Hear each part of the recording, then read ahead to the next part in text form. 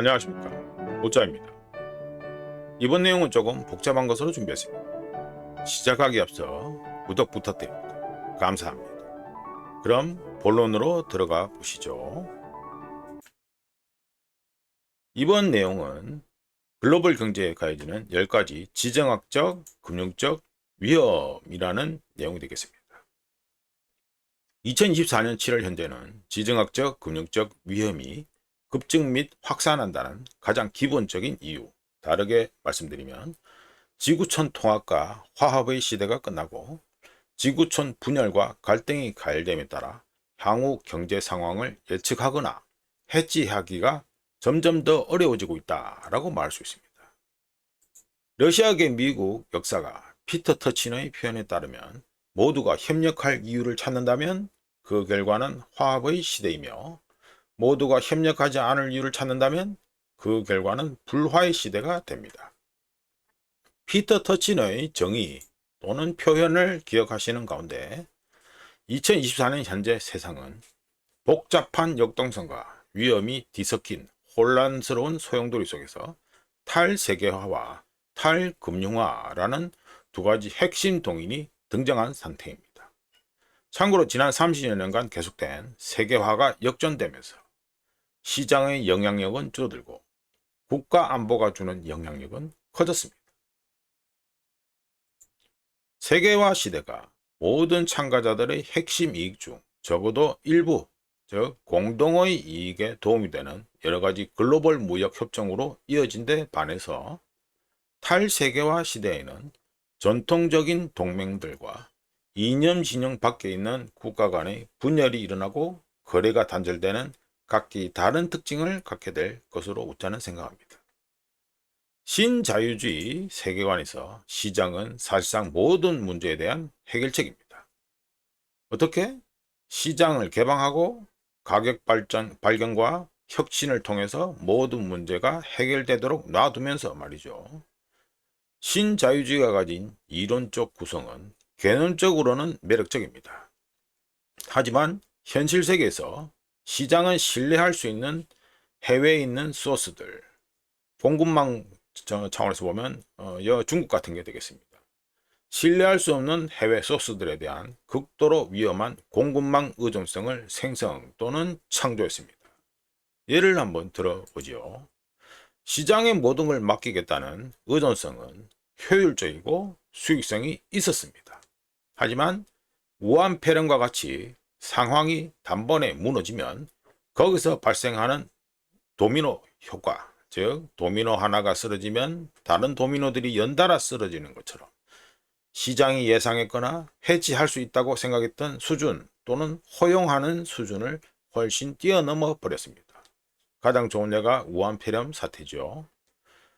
50여 년간 이어진 금융화 시대 역시 역전되었습니다.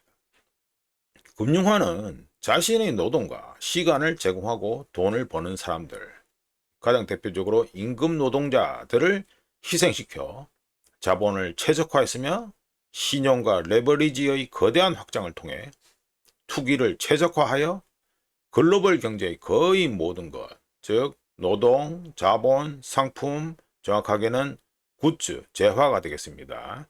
재화와 함께 서비스뿐만 아니라 심지어 위험, 리스크까지 상품화할 수 있게 했습니다. 하지만 해지할 수 있는 또는 해지되었다고 믿고 있는 상품화된 위험에는 그저 가시적이고 알려진 리스크, 위험만 해당되며 극단적인 상황이 더욱 극단적이게 되어버리면 보기 좋게 깔끔하게 울타리까지 쳐서 잘 해칭된 것처럼 보이는 위험의 울타리를 벗어나 있는 다른 위험들, 그러니까 위험의 가능성은 정량화 및 해칭할 수 없는 방식으로 기하급수적으로 증가하게 됩니다. 우짜가 보기에 많은 관찰자들은 금융위기로 인해 발생하는 위험에만 너무 협소하게 초점을 맞추는 경향이 있습니다. 예를 들어 볼까요? 또 모기지 담보증권 또는 주택저당증권이라고 불리는 MBS에서 기반이 되는 모기지 주택처럼 기존 담보, underlying collateral에 대한 청구권이 있는 파생계약 보유자가 복잡하게 얽혀있는 파생상품 체인, 뭐 여러가지 얽혀있는 복잡하게 얽혀있는 상품 체인, 이 말이 되겠습니다.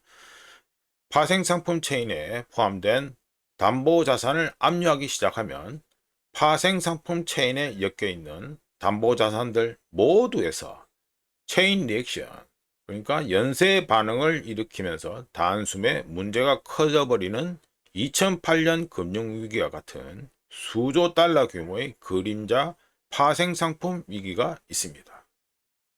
웃자는 허접하기 때문에 파생상품 시장에서 제시하는 여러가지 위험 대비용, 위험 해지용 아이디어들을 잘 이해하지 못하며 해당 아이디어나 시나리오들의 정확성을 웃자 스스로 보증하지도 못합니다. 하지만 잘 모르는 웃자가 봐도 파생상품 시장에서 얘기하는 기본 아이디어 자체는 잘 확립되어 있습니다. 어떻게? 대출채권 담보부 증권이라고 불리는 CLO나 부채담보부 증권이라고 불리는 CDO, 그러니까 CLO와 CDO를 포함해 많은 혼합물들, 즉 파생상품에는 주택이나 차량과 같은 부채 기반 자산의 기존 담보, underlying collateral에 대한 청구가 포함될 수 있는 것으로 되어 있기 때문입니다. 하지만 파생상품 시장에서 제시하는 여러 아이디어들에서 거의 논의되지 않는 리스크, 위험은 압류 그 자체가 아니라 그런 압류가 촉발할 정치적 폭풍입니다. 대중들은 지난 15년 동안 계속해서 이어진 임시 땜빵을 하지 않으면 전체 시스템이 단번에 붕괴할 수 있다라는 위협, 스레트 아래서 악취를 풀풀 풍기며 어마어마한 규모의 이기적인 구제 금융과 내부자 거래들을 묵인해 왔지만 별다른 어려움도 없이 그냥 지표면에 노출된 것을 끌어내기만 해도 그만인 노천 채굴을 통한 막대한 부의 축적을 보면서 대중들의 인심은 혹시나 금융계와 밀착되어 있다고 추정되는 정치 엘리트들의 상상보다 훨씬 더 빨리 사라질 수 있습니다. 어떤 게? 대중들의 인내심이 말이죠. 역사는 사회혁명이, 소셜 레볼루션이 겉보기에는 사소한 사건, 이벤트들에서 자발적으로 시작되는 경우가 많다는 걸 알려주고 있습니다.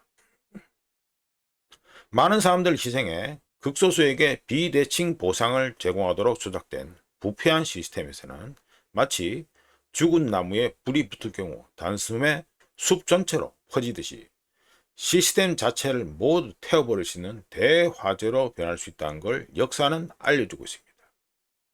많은 주류 전문가들은 중국이 계속해서 미국 국채 보유량을 줄이고 2024년 현재 트렌드가 된 탈달러화 추세, 즉 미국 국채를 더 이상 사지 않고 보유 중인 미국 국채를 줄이고 미국 달러를 포함하지 않는 별도 또는 자체의 지불 메커니즘, 예를 들어 중국의 CIPS나 러시아의 SPFS 같은 것들이 점점 자리를 넓혀갈 경우, 즉 자체 지불 달러를 포함하지 않는 자체 지불 메커니즘을 모색할 경우 다른 통화 흐름에서 어떤 위험이 발생할 수 있는지 고민하지 않는 것 같습니다.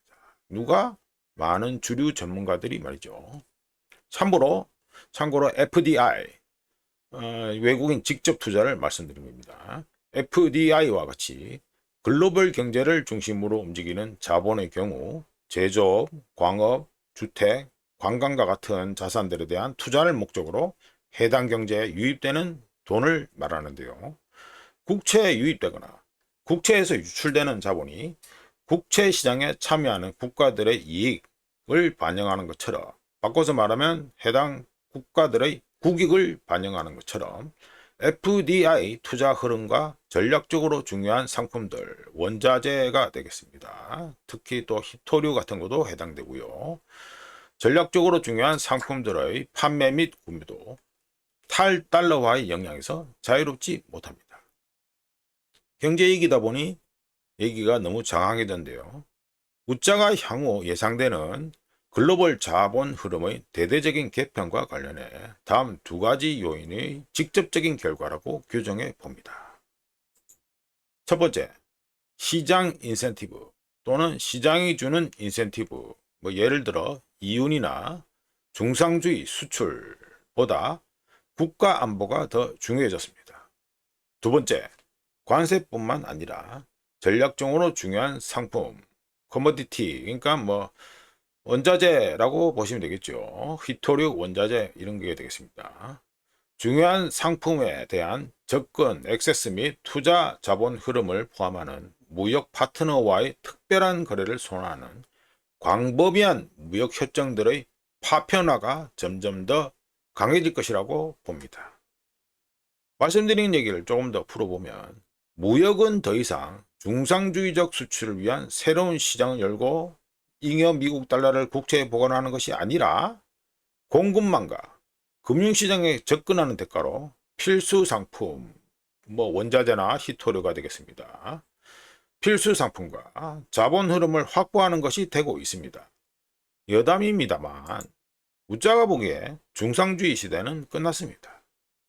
국가 안보와 관련해 친구, 프렌드, 적, 에너미를 결합한 프리 에너미라는 단어, 즉 한쪽으로는 협력하고 다른 한쪽으로는 서로 경쟁하는 국가들끼리의 의존성을 만들어낸 소위 자유무역이라는 것은 이제 어떤 대가를 치르더라도 피하고 되돌려야 하는 것이 되었습니다. 물론 우짜 기준에서 소위 자유무역이라는 것은 애초부터 없었습니다만 경제성장의 원천으로 수출 증가에 의존해온 중상주의 국가들은 재지역화와 글로컬라이제이션이 더 우선시 된다는 걸 체험하고 시장이 제한되고 있다는 사실을 알고 있으며 관성에 따라 가장 뒤늦게 알아차리는 일반인들도 점점 체감하게 될 것입니다. 참고로 재지역화, 리로컬라이제이션과 글로컬라이제이션은 중국, 독일, 일본, 한국 그리고 기타 수출 의존도가 높은 국가들이 여기에 해당되게 됩니다. 또한 우리는 원자재에 대한 접근, 국채 구입과 관련한 보증, 이전에는 폐쇄되었던 중상주의 경제 부문에 대한 개방, 무역과 관세뿐만 아니라 직접 투자에 대한 접근을 포함하는 여러 가지 거래들을 예측할 수 있는데요. 글로벌 무역의 파편화는 무역 자체의 이익뿐만 아니라 원자재, 필수품, 자본 흐름 확보를 포함해 사실상 모든 것들을 거래하는 개별 국가 간의 이익에 맞춰진, 다른 말로 하면 개별 국가들의 국익에 의해 좌우되는 상태에서만 가능하게 될 것으로 우짜는 예상합니다. 여러 위기가 발생하고 서로 강화되면서 기존에 우리가 알고 있던 또는 세계화 과정에서 확립된 프로세스가 혹시라도 붕괴한다면 리스크, 위험 역시 높아지며 이런 걸 WEF에서 얘기하는 다중위기, 폴리크라이시스라고 할 수 있습니다. 만약 확립된 또는 만들어져 있는 메커니즘이 더 이상 위기나 갈등을 해결하지 못할 경우 각각의 국가 지도자들은 자연스럽게 역사에서 확인된 것처럼 기존에 자신들이 가지고 있던 통제력 또는 우짜가 보기에는 통제력이라는 이름의 환상을 되찾기 위해 더 극단적인 조치를 시도하려는 유혹을 받을 가능성이 농후합니다. 역사에서 항상 확인되듯이 모든 지도자들은 오판하는 경향을 항상 보여줍니다. 하지만 의사결정 과정이 고도로 집중된 권위주의 정권은 정권에 대한 반대 의견이나 공개 토론을 자신의 정치적, 서사적 통제에 대한 위협으로 보고 억압하기 때문에 재앙적으로 나쁜 결정을 내릴 가능성이 높으며 역사에서 그런 흔적들은 곳곳에서 기록되고 우리가 확인할 수 있습니다. 그리고 2024년 현재 목격되는 것처럼 권위주의로 향하는 글로벌 추세는, 트렌드는 의사결정을 소수의 손에 집중시켜 치명적인 오판이나 계산착오의 위험을 증가시킵니다. 물론 우자가 지금 말씀드리는 글로벌 추세 트렌드에는 민주주의와 가치를 파는 미국과 서방도 포함되며 그들 역시 글로벌 추세 또는 트렌드에서 한치도 벗어나 있지 않습니다. 미처 대처하지 못할 정도로 확장되는 리스크, 위험의 세계에서 2024년 7월 현재 눈에 띄는 10가지 리스크, 위험을 우자견적으로 요약해보면 다음과 같습니다. 첫 번째, 파생상품 위기. 두 번째, 사이버 공격. 세 번째, 관세 전쟁. 네 번째, 다른 국가의 금융자산 몰수. 네 번째의 경우 대표적으로 러시아가 해당되겠습니다. 다섯 번째, 미국 국채 매도 및 보이콧. 여섯 번째, CBDC. CBDC에 대해서 아시는 분들은 다 아시겠지만 Central Bank Digital Currency의 약자가 되겠습니다. CBDC, 즉 중앙은행 디지털 화폐의 강제 부과. 일곱 번째, 러시아산 우라늄의 서방 수출 금지. 여덟 번째, 전략적으로 중요한 상품, 예를 들면 히토류가 되겠습니다. 히토류 수출 제한. 아홉 번째, CBDC에 의해 강제로 전환될 개인, 그러니까 비트코인 같은 게 되겠습니다. 대표적인 예로 개인 크립토 커런시들 있고요. 열 번째, 우크라이나 전쟁의 확전이 되겠습니다. 보시는 세상 돌아가는데 관심 있는 분들은 왜 우크라이나 전쟁만 얘기하고 중동 확전, 그리고 인도 태평양에서 벌어지는 미중 대결, 이런 거는 왜 얘기 안 하냐 말씀할 수 있는데, 우자가 이번 2024년 7월 14일 오늘 말씀드린 영상에서는 일단 개인들이 보고, 일반인들이 보고 느낄 수 있는 단계에 접어든 것만 말씀드렸습니다. 위험 평가에 기초할 경우 앞으로 10년을 설명하는 가장 적절한 비유, 메타포는 투자자, 소비자, 납세자 모두가 점점 더 짧아지는 평온함 속에서 있다가 급류에 갑자기 휩쓸려 떠내려가게 될 것이라는 점입니다. 그렇다면 우자 같은 하찮은 개인들은 무엇을 해야 될까요? 가능한 우리의 삶에 숨어있는 위험들을 제거하고 문제 해결 능력을 향상시키는 데 집중해야 된다고 우자는 봅니다. 다른 말로 하면 각자 도생을 넣어 자립이 필요한 세월이라고 할 수 있겠습니다. 이제 이렇게 해서 글로벌 경제에 가해지는 10가지 지정학적, 금융적 위험이라는 제목의 쓸데없이 복잡한 얘기를 한번 해봤습니다. 부산은 지금 비가 많이 내리다가 이제 조금 그치는 것 같은데요. 주말 남은 시간 잘 보내시고요. 구독, 좋아요, 알림 설정 부탁드리겠습니다. 참고로 구독을 많이 해주실 경우 우자의 쓸데없이 복잡한 얘기들은 더 많이 이어집니다. 네, 그러면 감사합니다.